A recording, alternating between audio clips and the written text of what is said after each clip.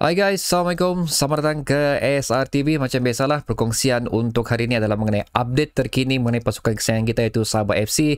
Apa yang berlaku di Sabah FC sekarang. So, di video ini aku ingin berkongsi dengan kamu mengenai apa yang another friendly match, internal friendly match telah berlaku dengan di Sabah FC lah, yang melibatkan kembalinya tiga pemain yang ada di gambar ni.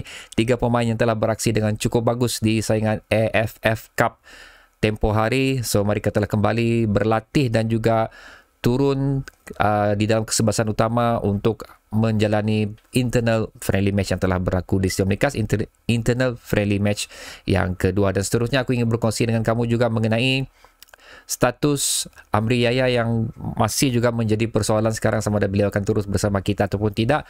Dan seterusnya update terkini mengenai Sadi Ramdhani. Di mana Sadi Ramdhani sekarang? Apa status Sadi Ramdhani sekarang? Sekejap aku silent telefon aku.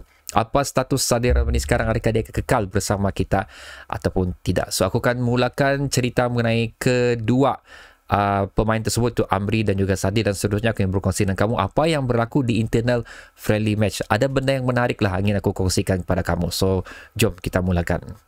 Okay guys, terlebih dahulu ini adalah update terkini mengenai status Amri Yahya di Melayan Tiger Fan, di mana expectation akan mengatakan beliau akan stay bersama kita bagi mengharungi saingan Liga Super tahun 2023 ni, di mana ini pun telah dikatakan oleh OKS sendiri. Aku cuba cari artikel tu balik tapi aku tak jumpa yang ada dinyatakan mengenai status Badrul, juga Badrul Bakhtiar dan juga Amri, yang memang OKS ingin meneruskan hikmat mereka bersama Sabah FC bagi menempuh saingan Liga Super tahun ni, kerana pengalaman mereka amat diperlukan untuk membimbing skuad Sabah FC yang ada sekarang ni. Dan kalau kita tengok di sini pun, ini adalah status daripada Melayan Tiger Fan, tapi apa yang menarik di sini adalah ucapan selamat hari jadi daripada Sabah FC.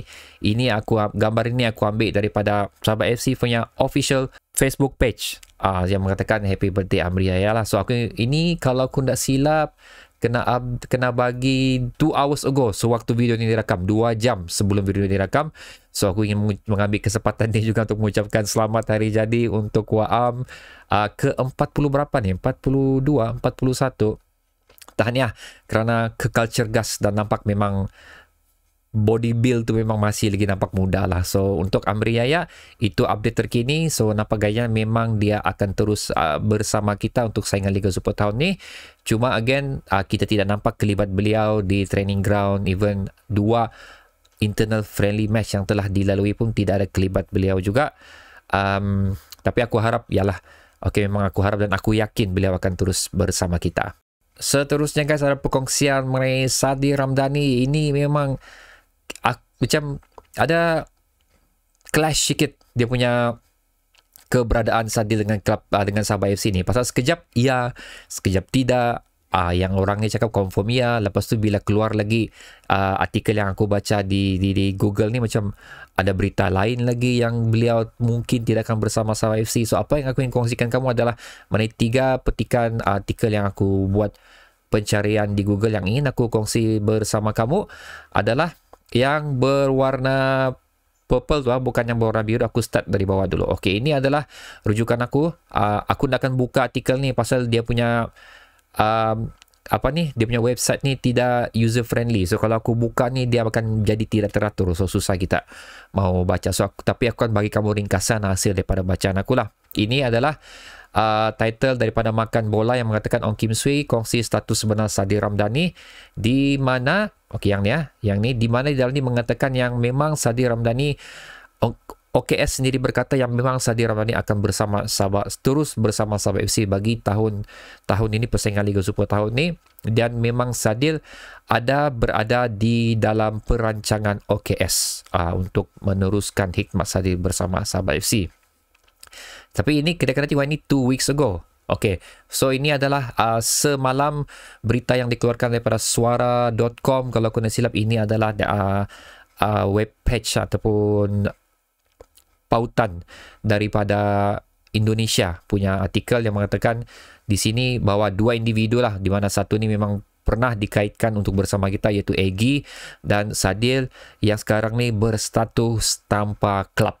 So kedua-dua kontrak pemain ni tidak tidak mempunyai sebarang kontrak dengan mana-mana klub lah. So Egy klub dia di Europe, Sadil bersama Sabah FC, dinyatakan di situ mereka masih berstatus as a no club dan belum membuat sebarang perancangan lagi. Tetapi ada beberapa klub ingin mendapatkan hikmat mereka, terutamanya klub dari Indonesia sendiri juga lah ingin membawa balik kedua individu ni balik ke Liga Indonesia dan seterusnya. Ini adalah yang terbaru. Ini tindakan Sanrawat Kungfu Sadir Ramdhani dipersoal. Itu lain cerita, itu AFC punya cerita. Ini adalah yang latest artikel yang aku dapat di sini, itu 19 hours ago, 19 jam yang lalu, daripada Suara Denpasar. Satu lagi artikel daripada Indonesia sendiri yang mengatakan Sadir Ramdhani akhirnya unggah momen bahagia bersama sang ibu, dikabarkan sempat tak diizinkan main jauh. Okey, tajuk dia begitu. Tajuk dia menyatakan yang ibunya tidak merestui dia untuk bermain jauh. So, bermaksud ibunya macam masih mau dia bersama Sabah FC lah, pasti itu klub dia sekarang. Tetapi bila kita go through artikel ni, bila kita baca di bawah artikel ni, ada yang nyatakan ibu dia sudah memberi macam apa ni, rahmat, persetujuan untuk dia beraksi jauh. Jauh tu maksudnya kalau kita amati apa yang telah berlaku mengenai keberadaan Sadil, dikenakan lagi dengan minat-minat daripada klub lain terhadap Sadil, seolah-olah dinyatakan yang Sadil akan pergi ke klub-klub sebelum ni yang pernah melamar Sadir Ramdhani yang berada di bahagian Eropah. Seolah-olah tercatat di situlah. Tapi ada dinyatakan juga dalam ni yang Sadil telah memuat naik status di Instagram beliau yang menyatakan yang dia berterima kasih di atas izin yang telah diberikan oleh Ibu Sadir Ramdhani untuk beliau pergi jauh untuk menimba ilmu dalam bola ni. Tapi unfortunately upload yang telah dilakukan oleh Sadil di Instagram tersebut, Sadil tidak membuka ruang komen. So tidak ada siapa-siapa yang dapat menanyakan mengenai apa sebenarnya status Sadir Ramdhani, apa yang dimaksudkan oleh Sadil yang dinyatakan yang ibu beliau telah mengizinkan Sadil untuk beraksi di luar ataupun jauh daripada ibunya. So itu persoalannya sekarang lah. So again, daripada perkongsian ni, status Sadil bagi aku masih 50-50 lah. So okay guys, kita berada di perkongsian tarikh sekarang. Main video ni aku buat adalah sebenarnya untuk mengungsikan kamu apa yang telah berlaku di internal friendly match kedua yang telah dilakukan oleh Sabah FC, di mana kita finally dapat melihat kelibat 3 pemain yang telah beraksi di AFF, iaitu Darren Lock, siapa lagi, Darren Lock, Stu dan juga Dominic Tan. Dan di dalam gambar ni juga, kalau sempatlah gambar tu keluar, ada juga Jacob Injoku ada di sideline tengah memanaskan badan. Tapi kalau kita tengok dari segi aksi yang telah berlaku di padang, aku tidak nampak Jacob Injoku di dalam perlawanan tersebut lah. So mungkin tidak diambil gambar beliau sewaktu beliau beraksi pada perlawanan internal friendly match ni.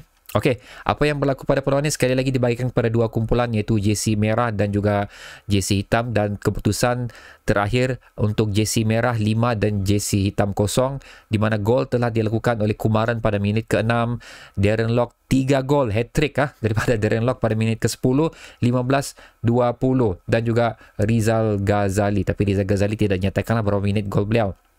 So sebelum aku share dengan kamu apa yang berlaku di friendly match ni, aku juga ingin berkongsi dengan kamu formation dan kesebelasan utama yang telah diturunkan oleh KS untuk pasukan sebelah merah ni. Aku ingin bagi tahu kamu awal-awal, bagi aku ini adalah bukan perlawanan yang mempunyai intensiti yang tinggi. Ini adalah perlawanan di mana untuk pemain-pemain membiasakan corak formation ataupun teori yang cuba disampaikan oleh KS disampaikan untuk friendly match ni. So aku dah fikir yang friendly match ni adalah merupakan friendly match yang mempunyai intensiti yang cukup tinggi sampai diorang berhabis bermain. So ini bagi aku adalah merupakan kira pemanasan badan lah. Okey, pemanasan badan untuk persiapan friendly match Sabah yang akan berlaku di Thailand nanti, dan of course untuk saingan Liga Super yang akan datang. Di dalam friendly match ni juga aku ingin kongsikan kepada kamu lebih awal lah, sebelum aku share dengan kamu formation yang telah ditetapkan oleh OKS bagi perlawanan ni. Okey, ada dua pemain yang sekejap merah, sekejap hitam, itu seperti mana kamu tengok sini adalah Telmo sendiri dan juga Kumaran sendiri. Okey, sekejap berwarna merah, sekejap berwarna hitam baju dia. So ada beberapa swap yang dilakukan di sepanjang friendly match tersebut lah. So ini untuk pengetahuan kamu terlebih dahulu. Dan sekarang aku akan kongsi kamu apa formation yang telah dilakukan oleh KS bagi internal friendly match ni dan siapakah berada di formasi tersebut untuk tim yang berwarna baju merah. So inilah dia guys. So, kalau tengok sini formation yang telah dilakukan oleh KS adalah 4-3-3 dalam perlawanan ni. Okey, kamu nampak situ ada dua goalkeeper, Apik dan Damian. Sengaja aku letak, pasal hari tu aku letak Apik siap, aku kena komplain kenapa tak letak Damian. Okey, padahal aku sudah bagi tahu di video tu yang ini adalah secara kasar sahaja. Okey, bukan aku bilang aku lebih mau Apik di gawang gol tu. Aku mahu juga Damian di gawang gol tu sebenarnya. So, untuk fair semua aku letak Apik dan Damian. So, habis cerita. Bukan dua keeper dalam mana tu, dalam perlawanan tu. So, daripada perkongsian gambar tersebut, aku nampak di situ Daniel Ting, Gabriel, Dominic dan Rizal diletakkan selaku 4 defender utama dalam perlawanan tersebut, di mana aku tengok situ Rawison berada di dalam pasukan berwarna hitam. Dan seterusnya untuk bahagian midfield kita ada Stewart, Telmo dan juga Pak Tisu, dan di bahagian hadapan ada Kuma, Darren Lock dan juga Farhan. So again, macam aku cakap, tidak ada kelibat ataupun gambar Jacob Njoku dalam perlawanan tersebut. So aku nak dapat pastikan sama ada beliau berada di sebelah mana dan bermain di sebelah mana. Tapi yang penting tidak ada gol dari Njoku jugalah. Tapi yang aku ingin kongsikan kepada kamu sini adalah gol yang telah dilakukan oleh individu ni, iaitu Darren Lock dan juga Kumaran.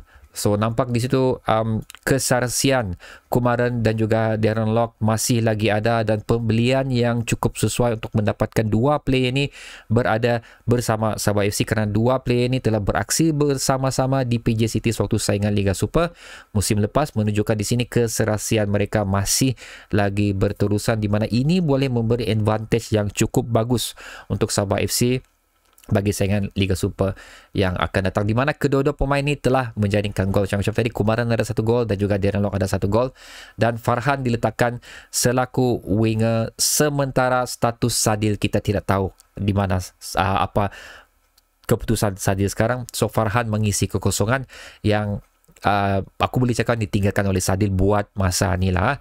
So macam mana kita tahu? Aku ada cek balik perlawanan Kumaran ni. Beliau juga mempunyai satu utility player yang cukup bagus, di mana boleh beraksi di kanan dan juga kiri winger pasukan beliau sebelum ni. Dan aku yakin sewaktu perlawanan ni Kumaran juga mungkin aku nak tengok perlawanan ni, tapi aku yakin dia juga ada beraksi di kanan dan juga kiri bagi perlawanan ni. So ini so far, kalau ini adalah 3 attacking bahagian hadapan kita, aku cuma risau Farhan sajalah. Pasal Farhan bagi aku Farhan belum mempunyai potensi yang cukup tinggi, especially sekiranya kita menentang pasukan yang mempunyai reputasi yang bagus seperti contohnya Agen Terengganu, Selangor dan juga JD Titap. Yang menarik di sini adalah pemerhatian aku, dan aku memang mau tengok 3 player ini berada di bahagian midfield kita, di mana Pak Tisu sekali lagi bertindak sebagai defensive midfield, Stewart dan Telmo menjadi perancang utama di dalam midfield kita, di mana aku tengok pun persembahan Stewart yang telah kita saksikan di Piala AFF tu cukup meyakinkan, dan bagi aku dia bakal menjadi salah satu pemain yang perlu dan wajib diberi perhatian untuk saingan Liga Super akan datang ni. Dan of course Telmo, aku nak boleh cakap banyak lagi pasal aku belum nampak cara permainan beliau, tapi daripada apa yang telah komen yang telah diberikan oleh orang yang ada datang di stadium sewaktu friendly match pertama tu, ramai yang memuji permainan beliau. Dan of course seterusnya adalah ke-4-4 dan termasuk keeper lah. Okey, ke-5-5 benteng pertahanan kita ni nampak cukup utuh pada perlawanan friendly match kedua tu, di mana tidak dibolosi sebarang gol pada perlawanan tersebut lah. So okay guys, itu adalah sedikit perkongsian apa yang aku nampak lah sewaktu second friendly match di antara, termasuk seorang anak aku teriak tu. Sorry guys, apa yang telah aku nampak, dan aku cuba share dengan kamu hasil daripada formation dan player. Macam kalau kita tengok yang merah ni adalah merupakan starting 11 utama kita. Itu yang aku nampak di sini. So, adakah betul ini akan menjadi starting 11 utama kita bagi saingan Liga Super akan datang? Itu akan menjadi persoalan. Dan walau macam mana pun, apa yang telah aku kongsikan pada kamu di video sebelum ini juga, kita mempunyai satu squad depth yang cukup bagus juga untuk mengarungi Liga Super yang akan datang. Tapi again, perlu ditambah lagi lah untuk beberapa position supaya rotation yang lebih bagus, untuk dapat melihatkan player utama dengan mendapat rehat yang secukupnya. Tapi replacement masih lagi mampu untuk menjaga momentum Sabah FC, masih perlu dilakukan untuk saingan Liga Super tahun ni lah. So okay guys, itu adalah perkongsian aku. Again, ingin aku cakap itu adalah pandangan aku saja. Aku nak cakap benda yang aku cakap ni betul. Sekiranya kamu ada idea lain, pendapat lain, kamu boleh letakkannya di ruang komentar di bawah. Kita boleh discuss di ruang komentar tersebut. So, sehingga kita berjumpa lagi di video yang akan datang guys. Assalamualaikum.